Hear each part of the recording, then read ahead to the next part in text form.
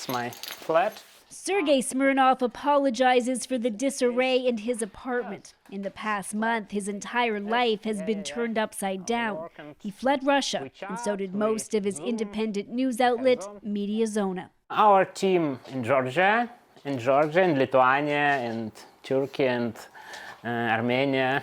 Smirnov came to Vilnius, Lithuania's capital, because he wants to freely report on what Russia's military is doing without the fear of going to jail.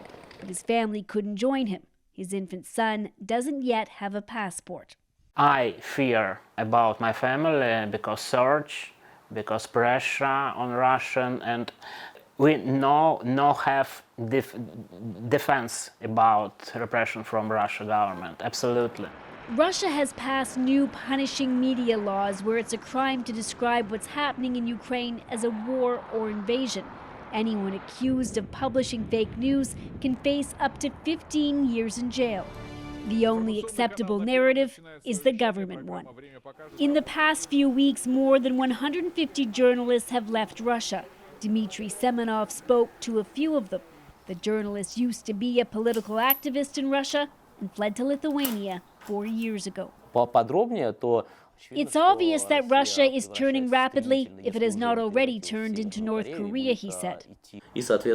I would advise everyone who has the opportunity to leave, although there are very few opportunities for such people now.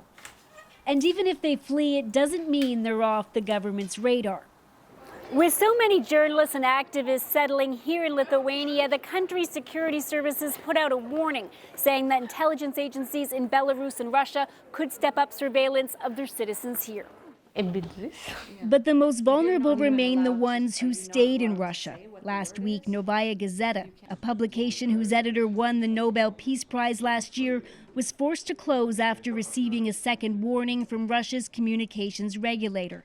Before that, the paper was running blank pages as a way to show they were being censored.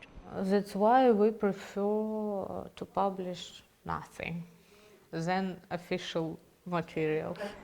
Missing too from the paper were the images the deputy editor yearned to publish, like those of the destruction from Mariupol.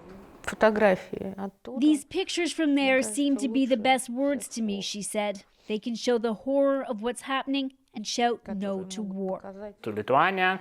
Those working outside of Russia can report what they want, but it doesn't mean they're entirely out of the Kremlin's reach. This letter from Moscow police, this is... When did you get that? Today.